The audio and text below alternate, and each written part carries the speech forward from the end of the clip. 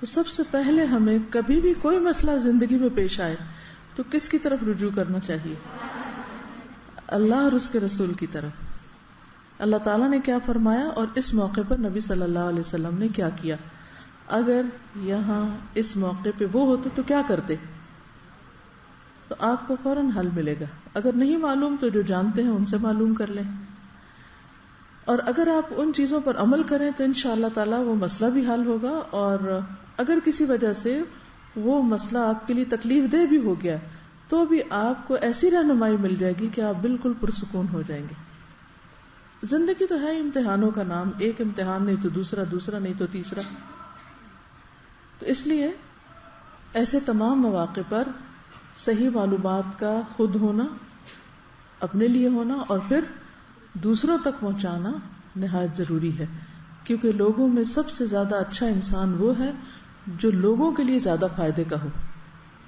ٹھیک ہے نا؟ تو ہمیں کیا بننا ہے؟ اللہ کی مخلوق کے لیے فائدے کا بننا ہے, نہ کہ جب وہ بیمار ہو, تکلیف میں ہو تو اس وقت ان کو ڈانٹ ڈپٹ اور اسکولڈنگ. کیونکہ بعض اوقات ایسا ہوتا ہے نا کہ کسی کو زکام ہو جائے, گلا خراب ہو جائے تو مائیں ڈانٹنا شروع کر دیتی ہیں, اور کھاؤ یہ چیز. میں نے منع کیا تھا نا, تو بھئی اب ہو چکا جو ہو چکا, آئندہ کے لیے تو ٹھیک ہے لیکن اب اس کا حل سوچو. کہتے ہیں اب کیا پچھتائے ہو جب چڑیا چگ گئی کھیت, اب جو ہونا تھا ہو گیا, اب اگلی چیز کو سوچیں. اپنے لیے کیا سوچنا ہے؟ احتیاطی تدابیر. دوسروں کے لیے جو بیمار ہو چکے ہیں ان کے لیے اچھے مشورے, اچھا علاج, اس کے طریقے خود بھی بتانا. خود ڈاکٹر نہیں بن جانا, ان کو ڈاکٹرز کی طرف رہنمائی کرنا. لیکن ہوتا یہ ہے کہ جب کوئی وبا پھیلتی ہے تو بعض اوقات ہاسپٹلز, ڈاکٹرز کیا ہوتے ہیں, بہت مصروف ہو جاتے ہیں. تو ہر شخص کو وہ ایک آئیڈیل طبی سہولت میسر نہیں ہوتی. ہمارے اس ملک میں کتنے فیصد عوام کو طبی سہولتیں میسر ہیں؟ نہ ہونے کے برابر. تو بہت سارے لوگ اگر کسی تکلیف میں مبتلا ہو جاتے ہیں تو آلٹرنیٹ میڈیسن کیا ہے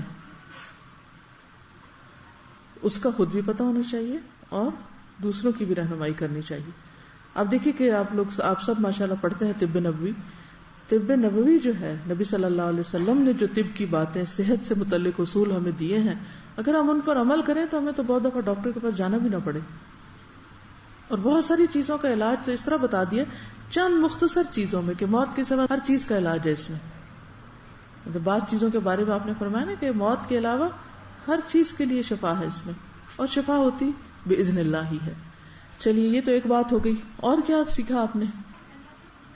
جی ابھی ریسنٹلی تعلیم القرآن میں آپ نے ان اللہ لا یستحی ان یضرب مثلا ما بعوضۃ فما فوقها, قرآن مجید میں سب سے پہلی مثال جو کسی جانور کے بارے میں بیان ہوئی ہے وہ بعوضہ ہی کی ہے.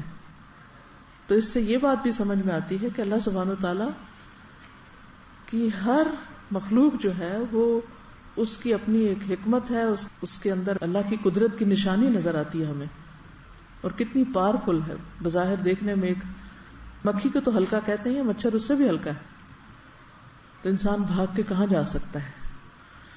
کیا ریزن ہے کہ یہ مشکل ہم پر آئی ہے؟ دیکھیے دو چیزیں ہوتی ہیں. ایک تو بعض اوقات کوئی بھی مشکل صرف امتحان کے لیے آتی, کوئی ایسا سچ پرٹیکولر ریزن نہیں ہوتی. ٹھیک ہے, تعلیم القرآن کی پھر مثال دوں گی. دوسرا پارہ آپ نے شروع کر دیا اور اس میں یہ آیات آئی ہوں گی, وَلَنَبْلُوَنَّكُمْ بِشَيْءٍ مِّنَ الْخَوْفِ وَالْجُوعِ وَنَقْصٍ مِّنَ الْأَمْوَالِ وَالْأَنفُسِ وَالثَّمَرَاتِ. ہے نا, یہ کیا معنی ہے اس کا؟ ہم ضرور ضرور تمہارا امتحان لیں گے, تمہیں آزمائیں گے. بِشَيْءٍ ساتھ کسی بھی چیز کے. کون کون سی چیز؟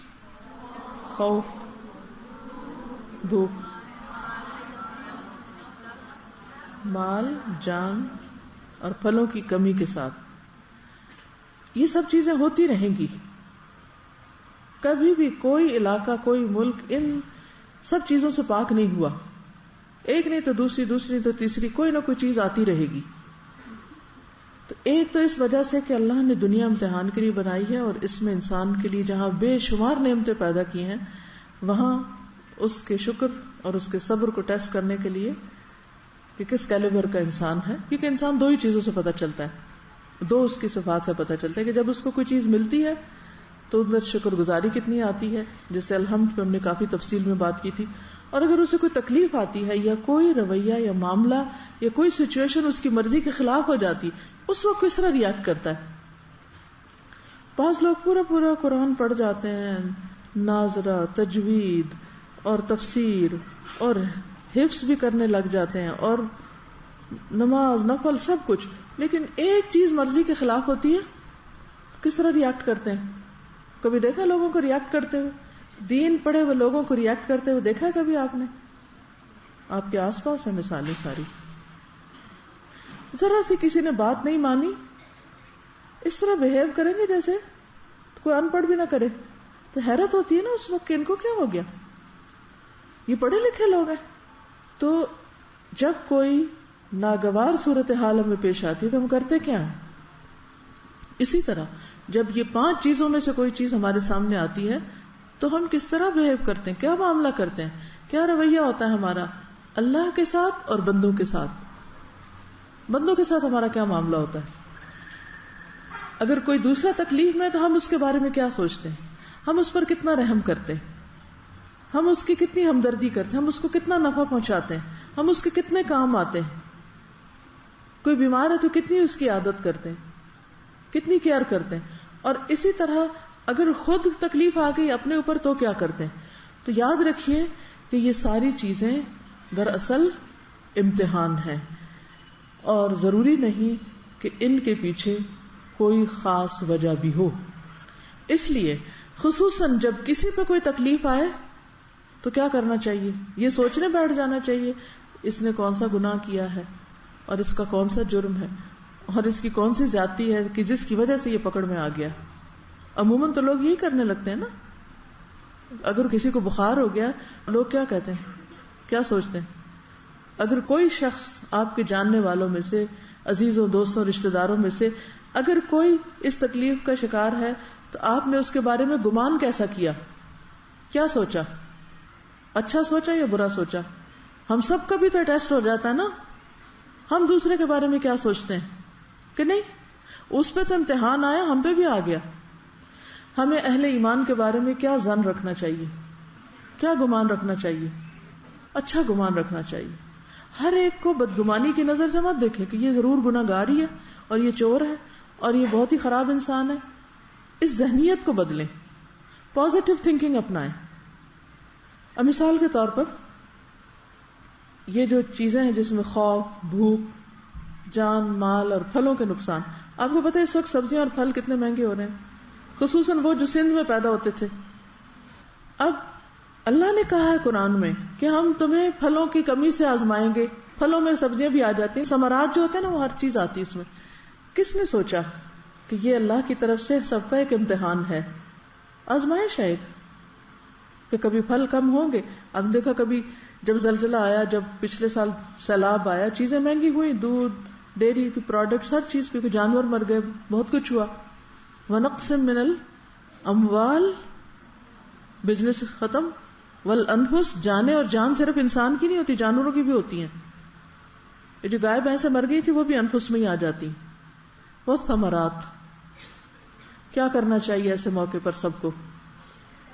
وَبَشِّرِ الصَّابِرِينَ, اور صبر کیا ہوتا ہے کہ اللہ کے ہر فیصلے میں بھلائی ہے, اسی میں کچھ خیر ہوگی. الذین اذا اصابتهم مصیبۃ قالوا انا للہ وانا الیہ راجعون اولئک علیہم صلوات من ربہم ورحمہ واولئک هم المہتدون.